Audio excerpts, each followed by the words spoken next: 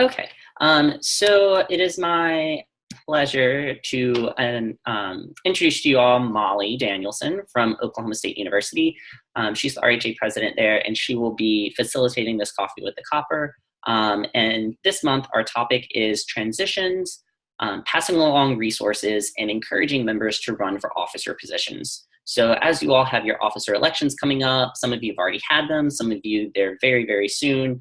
But even still, once you've elected your people, now is a season of transitions and bringing in new people, training them, making sure that they're prepared for what they need to do. So with all of that, that will be kind of the focus of this chat. And Molly, you can take it away.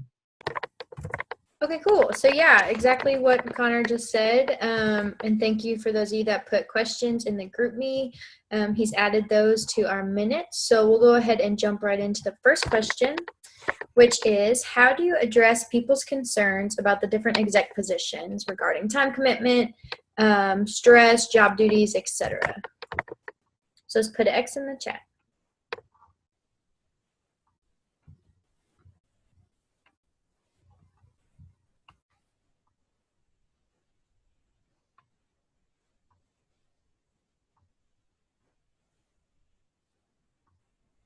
West Texas. One thing that I try and do personally is whenever people like come to me and asking about positions and stuff, I always be really upfront with them about like what the time commitment's like, what other things we have in place to like help them with it. And for instance, we have a thing where like if you have an outside job, you let the advisor know of that beforehand, like you're kind of required to, so that way they know going in. And I just try and be really like upfront with people and make sure and explain everything and all of that right off the bat. Tyler, junior college. TJC, we pretty much do the exact same. Well, I pretty much do the exact same thing that Nick just said. But to add on to that, I think we talked about it in a different Coffee with a Copper, or maybe a different president's chat. Like our relationship, like personal relationships and things like that with our exec. And I kind of let them know, like, if you ever need anything or if last minute something happens, like you need to come straight to me or straight to our advisor and let them know. Immediately, like if you're going to be gone or whatever, or if you don't think you can handle the task that you've already signed yourself up for or that comes with your job. So yeah, that's it. Sorry. Yield. UTD. Clearly, as what has already been said, I mean, I really just emphasize how flexible office hours can be for us. And as far as other time commitments, I really emphasize how important communication within the exec board is. Like, let us know when you have tests coming up. Let us know when you're going to have a really busy week. And like everyone's totally open to everyone asking each other for help. And we work as a team. So yeah.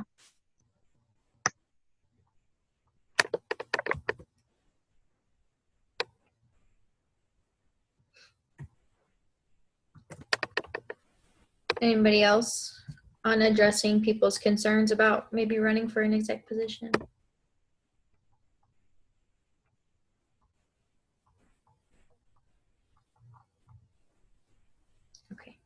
Okay. So moving on. How do you market your exec positions, and kind of what avenue do you market them through? Do you have a panel, or do you talk about them? Do you go around and talk to different halls about them? Do you recruit for them? How do you kind of market those exec positions?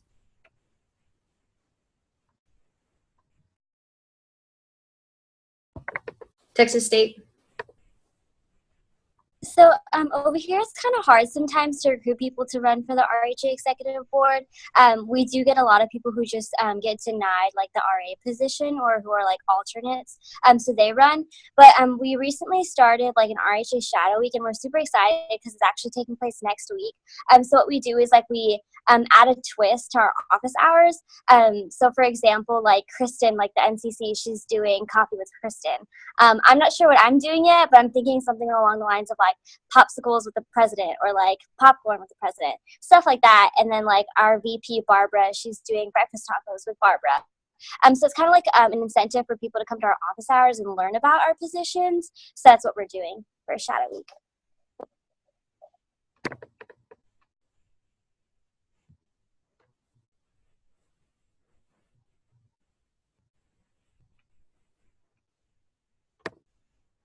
Do a lot of y'all like feel like you're like competing with student staff to like get the best? I know at OSU, like there's a lot of people that go between like being an RA and being in RHA, and so we kind of try to push them to our side. But does anyone else have that problem? Texas State? No. Texas State. Yeah, I was definitely an RA reject. I can prove that. I think it's pretty hard to get like them, especially if the results of their interviews won't come out until after election. But definitely like during the meantime, you try, like what I've been trying to do is build relationships with people that were already applying to be an RA and letting them know like, hey, if it doesn't work out, there's always RHA, and like just making sure like we're available for them through their whole process and not just the RHA side, but also the RA side. UT Austin. So we used to have a lot of competition as far as, you know, being an RA or being a URHA exec. And that came a lot because we have a stipend that covers most of our housing. But a few years ago, we moved that up to the beginning of the semester instead of at the end of the semester. And that helped a lot with people who wanted to get involved and wanted to take part of the position, because then they could see that up front and there would be no like late fees or anything. If that didn't come at the end of the semester, or there was, you know, problems on housing side with that coming, you know, late in the semester. But we still struggle with it because of the fact that we get a large chunk of our housing, but we don't get as much as RAs. So what we try to do in that respect is try to market it as, hey, you know, RAs have to deal with all this, you know, documentation, all this paperwork if something goes wrong, whereas we kind of just get to have fun. You know, we work with the RAs, but we don't have to do all of the sticky, messy stuff that they have to do, and we still get to do all the fun stuff that they get to do. Yeah, thank you for sharing that. We definitely have been pushing that a lot this year too. The RHA is kind of more fun, but you still get that involvement in Res Live. Okay, West Texas. So we actually kind of do the same thing too a little bit. With us, there's not really a lot of heated competition, but like we do get like some people that like end up being RAs instead of running for RHA. But the way we do ours is we advertise it and we market it to like our general body, because RHA experience is kind of like a prerequisite. So we kind of advertise and market it to them. In the past, I think we've kind of done it too late. So what we're doing this semester is trying to do it earlier than we have in the past to see if maybe we can, you know, drum up some more interest. And we also, hearing Alicia's idea, we might actually kind of steal something similar, because I really like that idea.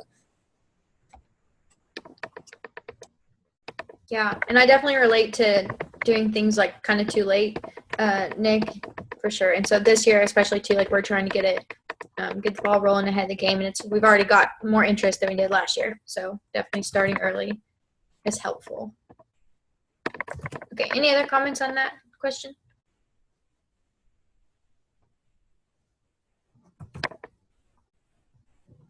Okay, next question. So we'll get a little bit into like the transition materials. So how do you transition? Reports, meetings, do you do drives, resources, etc.? And what is included when transitioning?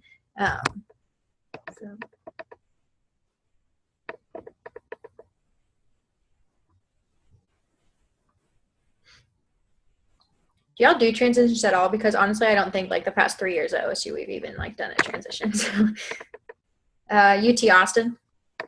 So we have our execs and we have our senators. What we do for our transition usually occurs in the spring. We hold an event on kind of like all day thing. It's called Nuts and Bolts, where you run them through the kind of like rough, nitty gritty of it all. And then, they get a chance to go over that with their outgoing senator and the incoming senator, and the same with the execs. But one thing that we started doing last year, as a matter of fact, was we started creating a guide, and it's called the Senator's Guide to Housing. And we're working on one for the execs as well. That would be, kind of a real, specific, detailed overview of what's it like to be in a senator, what's it like to be in each exec position, because those are going to be specific to the exec positions. And they'll include all of the resources that they need, any resources that have been accumulated, and those can grow and change as they need to. Beyond that, we provide little reports about things that we've personally faced and challenges that we had in the position with that. And then we have, of course, our huge drive, which we just reorganized. So it's very clean and very easy to use and navigate. We also want to try to squeeze in a strategic plan here at the end, but we don't know if we're going to get that in. We just, hoping for a lot. Okay. Texas Women's. So, excuse me, I have strep. Anyhow, to kind of bounce off of Nick, so one thing that I've changed this year is prior to me accepting the position, we didn't have a drive. So a lot of the files from the previous year were just kind of saved on USBs that were getting lost. Like I never even got mine. So I have no idea where the files are for the president from the previous years. So we just kind of went straight Google Drive with it so that my advisor can kind of pull people out and put them in as the positions are filled. And another thing that I've done is we used to do the RHA elections for the executive board in like the late end of April. So actually right now we're in our election season. I've moved it up to begin. It started the day after RBC. So we began interest meetings. We do tabling in the various halls and apartments. And then applications are due Friday. So before they can submit an application, they have to go to one of our Monday meetings because they're required for everyone. So they kind of see what we talk about, how it works. And then they have to go to RHA events. So during that period, we had our cultural extravaganza. And so they just have to show before they can submit an application that they have interest in it instead of just submitting it to submit it. And then once they're elected, because we'll have it wrapped up before we leave for spring break. So after spring break, they begin shadowing each officer. So that's kind of something that we've changed this year. Texas State. So our elections, they usually happen in March, and whenever like our new e-board gets elected, we basically invite them to every single executive board meeting, and we kind of like let them see how we function. So they get a little bit transitioned in that way, and then we highly encourage them to go to like whoever they're like whoever's position they're taking over. We make them like go to their office hours if they're available for that.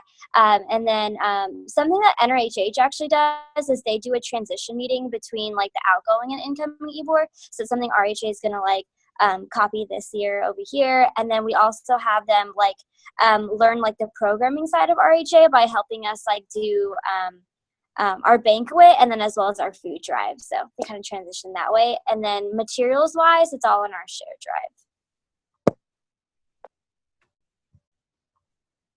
drive. Tyler Junior College. Okay, so we don't really do transitioning. There's not a lot of material. Like for me, kind of like he said for TW, things are on USBs, they got lost. And I don't even know what, like, they didn't even really have a president the whole spring semester last year.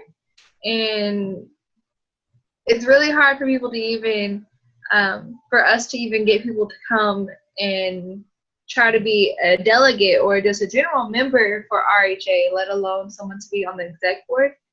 And so we don't have a lot of things in place for that, especially because we also are a 2-year college and people come and go like nothing. I mean, people do that at 4 years, but especially at a 2-year, because there's 3 other universities, 4-year colleges in the same city as our little 2-year. And people come from all over the world just to come to this little school in the middle of the country. So, that's another thing we talked about, like the incentives we get when we come here. That was another reason. We're just so small. We can't even get someone to stay long enough in anything, let alone exec board, for someone to get an incentive for us to get something down for transitions. It's just really hard. So I guess we're on the other side from all of that. We don't really get to do that, but I'm trying really hard to get things in order. And I have started a Google Drive with everything. I know some schools use OrgSync. Ours do too. We don't really have a problem like that with RAs. Like RAs get more benefits from housing, of course. And people want to be an RA because they want their housing paid for. RHA, we don't have anything for you guys. Like, yeah, we throw awesome programs, but there's other people in a C-SPI office that throw all of the other programs for the year. And so it's like a big competition, and no one wants to come to the little housing office we have. It's really sad. But we try. I really try. I'm trying to get us in order and great before I graduate in the fall. So, yeah.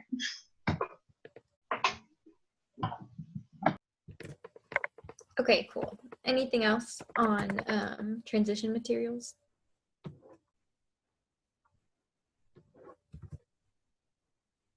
So I'm curious, I just have like a side question. I know UTA mentioned like a strategic plan, and that's something that we've talked about at OSU. Like, has any other schools thought about that? Do you think it would be successful across like transitioning to a completely new exec board? Or do y'all have any thoughts on that?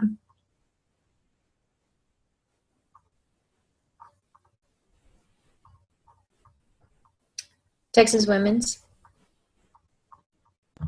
So I'm in actually the last stretch of writing our strategic plan.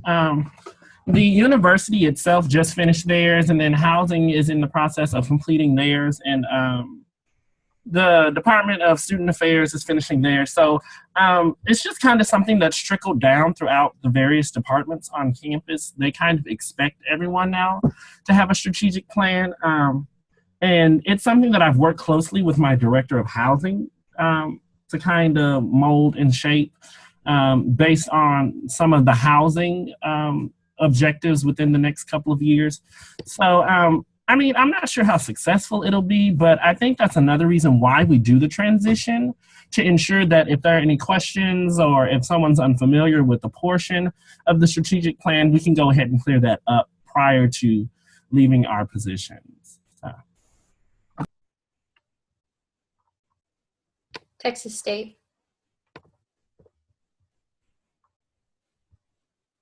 So we've talked multiple times about having a strategic plan, and it's something that we were kind of trying to start last year, but then like with hosting, we kind of put it like on the back burner. But it's something that we're starting to talk about again, and it's just something that's getting like kind of transition. So like any like goals or ideas that we've had that like we didn't get to complete, we're deciding to like put that in our strategic plan and just pass it on from e-board to e-board. We don't really know like how long we want it to be or for how many years, but we're just kind of starting to like do all those things.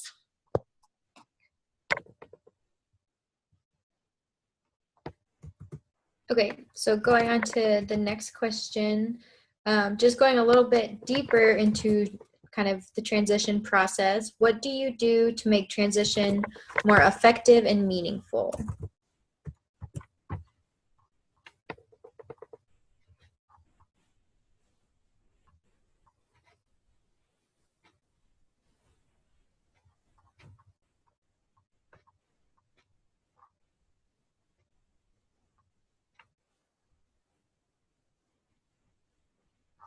Mucker?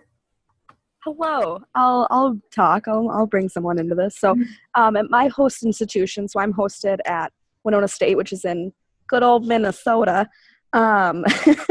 Yes, the best of all states, not really. But here, what we do is we actually have like a transition meeting where we like go out and we go out and have fun. We go out and have dinner, or we do something like that so that we can all kind of bond. So then afterward, when we are actually doing some of our transition pieces, we're able to connect with people on a little bit more of like a personal basis and know what they might struggle with when they're transitioning into the position. I yield. Thank you for that, for adding that. Mason Barker. Can't remember what school it was. Awesome. So this would be technically our first year to actually transition officers in, and this also is the first year that RLs or RAs is the same thing, that they're having a banquet and RHA is helping out plan their banquet. So at our banquet, we're hoping to swear in the new officers in front of the whole RAs, as well as some other RHA members that can attend. So that's what we're planning on doing for this year, and I yield. Cool. West Texas.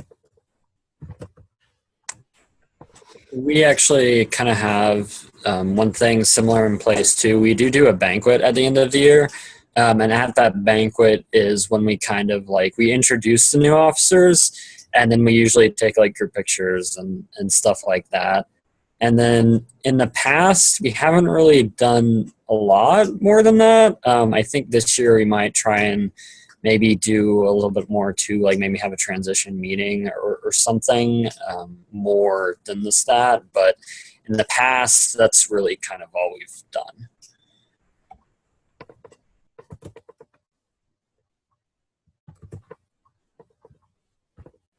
Okay. Does anyone else have any comments on transition materials?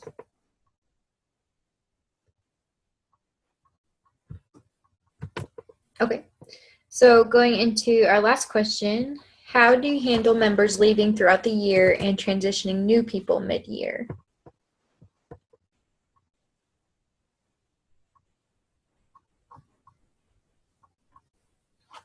West Texas. So we've had some interesting times with this. We just for some context, in the past prior to this year, we actually reelected at semester every year, which this year we stopped doing that because we felt that it didn't really make sense to just reelect the entire executive board of each hall every semester because the e-board was staying through the whole year, so why would we reelect the people? And it was attempted to be implemented last year, but it wasn't communicated properly, and so an awkward scenario happened where some halls reelected and some halls didn't, and then some people didn't get back in when they probably should have, and some people were unhappy, and it wasn't a fun time. But also on that topic, we did have one hall in the fall that their president kind of just dropped off the face of the planet completely. They stopped staying in the halls. They just stopped coming to anything, talking to us at all. They just disappeared. The RAs couldn't get a hold of them. So what happened was we essentially just replaced that president, and we kind of had the hall just re-advertise and kind of start over from that, and they recovered from it well. So that hall is back to being full and participating now, and their hall councils are actually happening again. So we fixed that. We do have one hall that we kind of perpetually have that problem with because it's kind of different than all the other halls, and there's kind of a different atmosphere, different community, and it's harder to get them involved. We've done really good probably in comparison this year by we've actually had someone there the whole year, and we've put a really strong president there at least. And so, you know, their hall councils are still happening. They don't have a full delegation, but it's at least helped somewhat. If it would be ideal if we could have more, but it's at least, you know, something. But yeah. Cool. Thank you.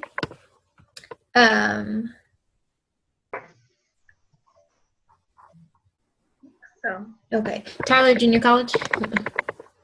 Okay, so going back to kind of what I said before about not having a strong enough RHA because we're so small. So whenever we do have an exec board like full and someone leaves because, like Nick said, they jump off the face of the earth, or they graduate, because people graduate all the time in college.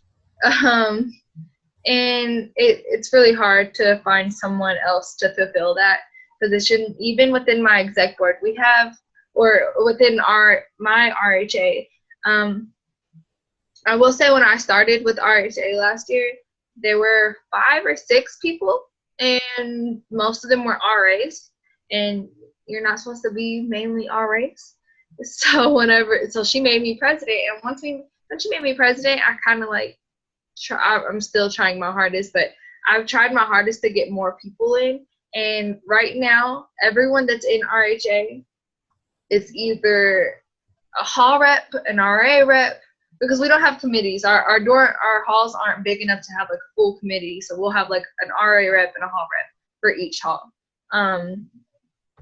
But everyone's either a RA rep, a hall rep, or an exec member, and so an officer. So when they drop out, it's really hard, like I said, because our vice president graduated in the fall in December, and we have tried our hardest to get someone to fill like even within our delegation, not even going and reaching out and trying to elect somebody from the general population, because nobody will even come to our meetings, no matter how awesome our flyers look, and no matter if I advertise we have queso or free cookies or not. No one wants to come, and I don't understand why right now. It's a little sad, but so I just talked to some of my exec members, and I was like, okay, what if I move you up?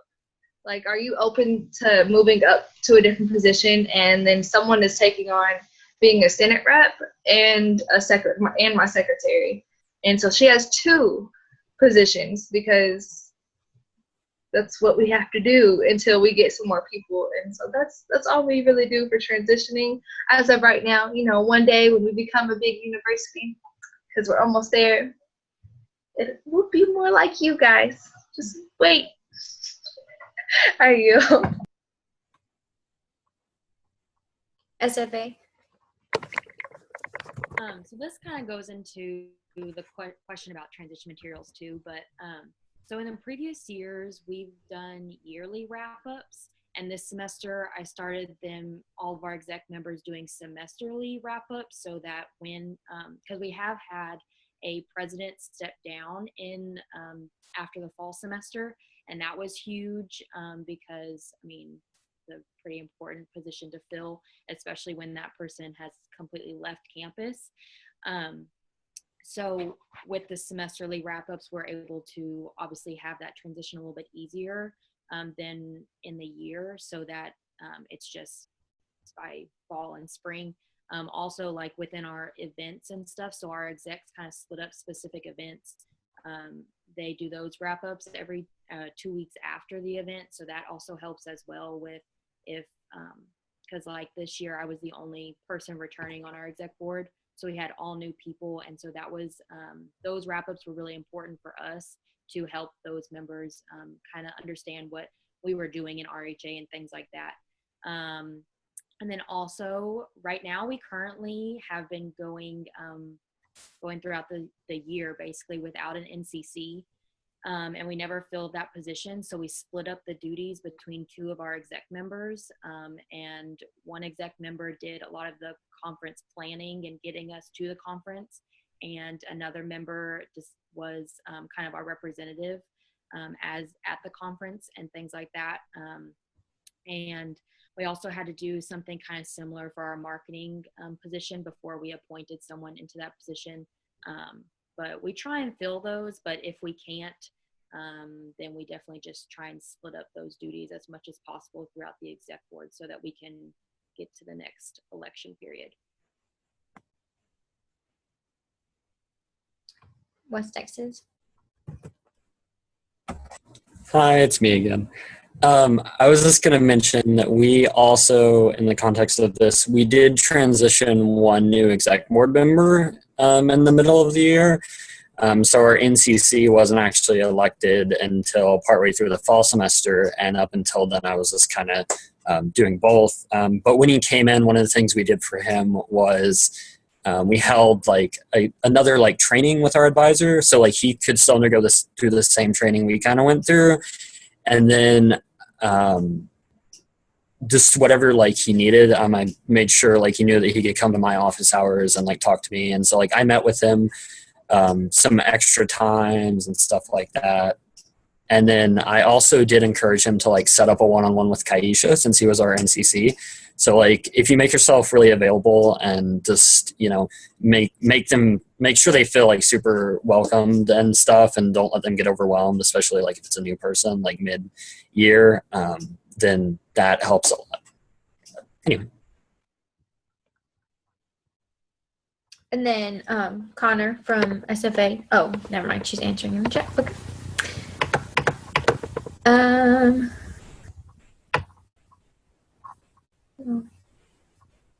Oh, Texas State. Okay, so Alicia and I have had the privilege of having a vice president quit during the year, and then she's had the experience of having an NCCIT have to step down, and then I know I may have the experience of having an NCCIT step down. So something that we've done in the past and that we'll be planning to do is opening it to the general body of our RHA, because luckily we have people that regularly come to meetings, but in particular, what I've seen us do is contact people from RHA in previous years that are still either in RHA or live on campus if they're not RAs. And that's been helpful, like contacting them and then having an interview with them. Kind of like how because we interview our NCCs, we don't elect them. And if they like meet our expectations and they're really good candidates, then we train them for about a week to 2 weeks, depending on the position and how like severe it is. Because with our VP, the vice president was going to have a program in that week, and yeah. So what Alicia did was like train them like extensively, and then help them figure out what the event is that they wanted, and then make it come to fruition. So it's a lot of collaboration on our part when it comes to transitioning, especially like in person. So I yield. Thank you for sharing that. At OSU, we haven't had like an officer, like that just gives me so much anxiety. You even saying that, like that would happen. But we hadn't had an officer quit, but we did have one of our executives, like our philanthropy chair, quit before the first semester was over.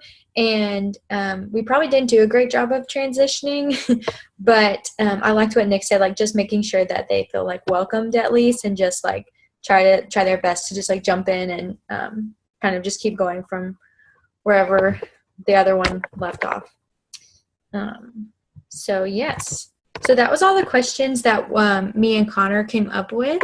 Does anyone have any additional questions relating to transition or encouraging members to run, or any additional comments on the topic?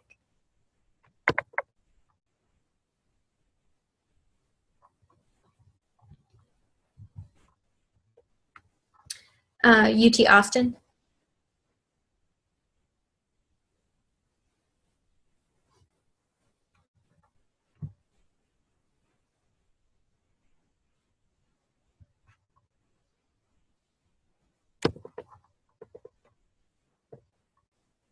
We can't hear you if you're talking.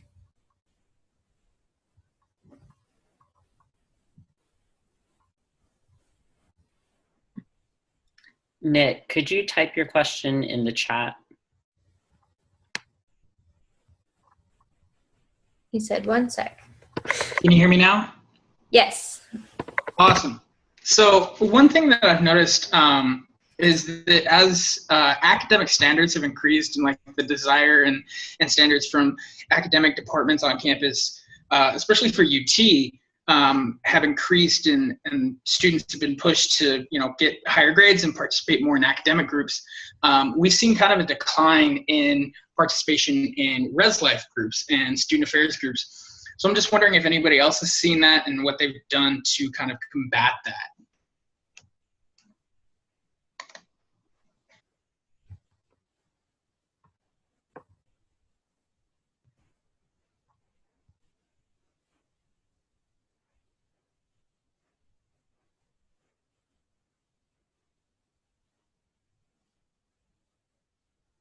Has anyone else seen that on their campus? Or Connor, do you have anything to comment on that?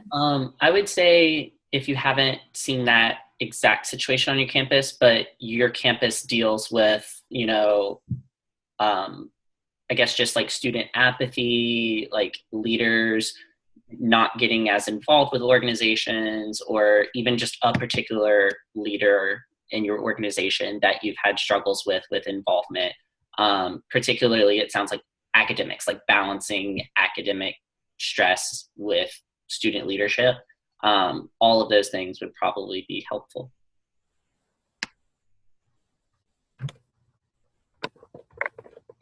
Tarleton? Yeah, so I kind of interpret this question as kind of like balancing academics and leadership opportunities, and kind of like our GPA requirement is actually very low, simply due to the fact there's plenty of student leaders on campus that because they do so much outside of the classroom, their grades do suffer, but doesn't mean that they're not a good student. And so we've had a lot of talks about our GPA requirements being still above. I think we're at a 2.3 or 2.25, so it's not crazy, and that's for an exec position too. But I know myself, I'm involved in 3 other things, and my vice president's involved in 5 other, like 4 other things. So our GPA requirement's low to kind of say, yes, focus on your academics, but we know you're a good student leader, and if things do, if you're having a stressful week, it's okay to pull away from RHA stuff and do some academics, but at the same time, you have a little wiggle room to still be able to be involved and keeping up with your academics. So with that, I yield. Yeah, and going off of that, Mason, I think that, I kind of sell it as like that's the benefit of being a student leader. When you put that on your resume, you say, hey, I did I could balance, like get a decent GPA and hold a leadership position. I think that is helpful. Tyler, junior college? Never mind. I'm currently stuck with super glued something to my finger. So. Okay. Oh gosh. Okay. Kind of commenting on what Connor mentioned about that looks really painful.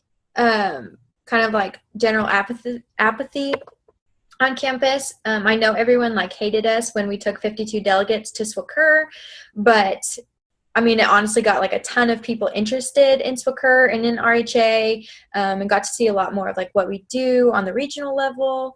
And we've just done a lot more recruiting and just getting younger people involved.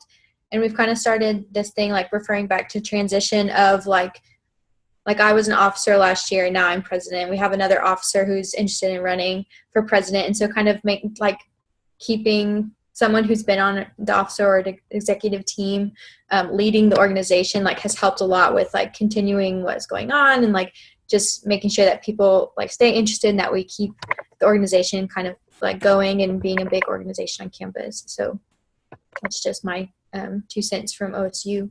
Did anybody else have any comments on what Connor's added to the question?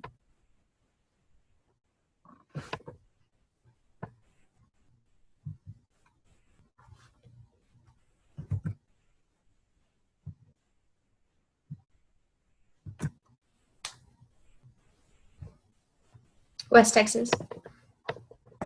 So our GPA requirement for officers actually is a 2.5 right now. It used to be a 2.0 and then we raised it to 2.5. We haven't really, I haven't really seen that issue a lot.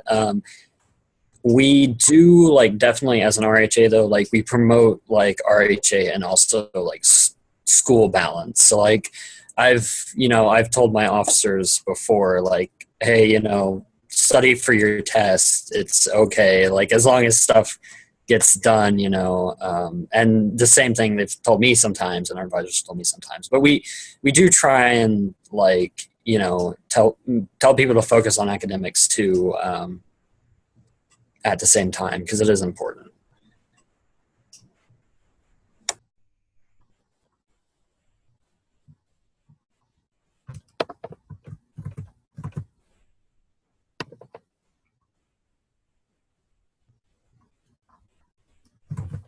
Okay, So that was all the questions we had about transition. So now we'll go into the open forum. Does anyone have any open forum items they would like to discuss?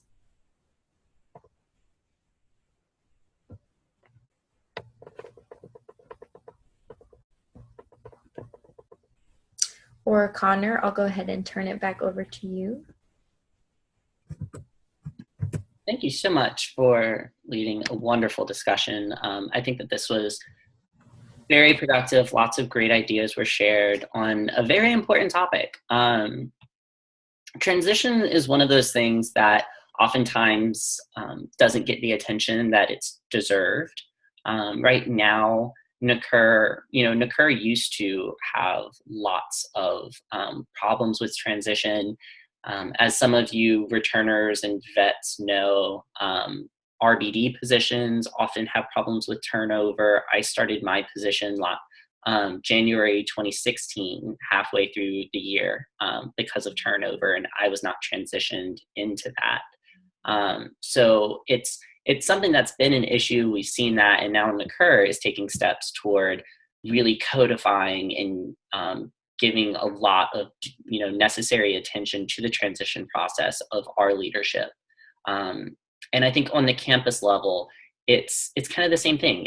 Sometimes it's that thing that's like, oh, well, everything that I've done this year is in the Google Drive, so my transition is, hey, go check the Google Drive and good luck. But that's not true transition. So when transitioning officers, whether it's formal or informal. So formal would be you have transition meetings with the individual. Maybe there's a transition retreat. I know some universities do a full transition retreat. Anything that would be formal or informal, where it's just kind of like you texting the new officer or something, or providing them an outlet to ask questions and things.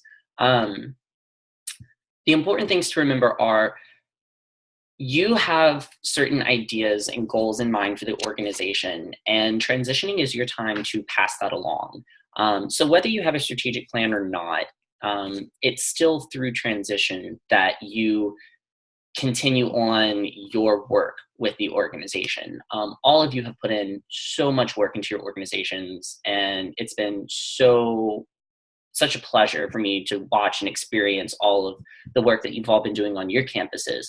And in order to continue that and see that, grow after you've gone, effective transitioning is the key. Making sure that the people who come after you are prepared, are trained, know what they're getting into, and know what to expect, as well as know where to go, so that they're not just getting into the position and they're like, okay, well, I wonder what we're going to do. But no, here's the direction that we want to move in, and here's how we can get there. Also, kind of double role for you as RHA presidents. It's not only your job to effectively transition in a new president, but it's your job to kind of oversee the transition process of all of your board. So make sure that you're checking in with your other exec members, that they're on top of transitioning, that they know how to effectively transition their members. I have some resources for you all that I'll send in my next update that I send this week. Whenever I send that update, I'll include the transition resources that I have. But it is your job to make sure that your whole team is prepared to transition new people, they know what they're doing, and that they're actually doing it.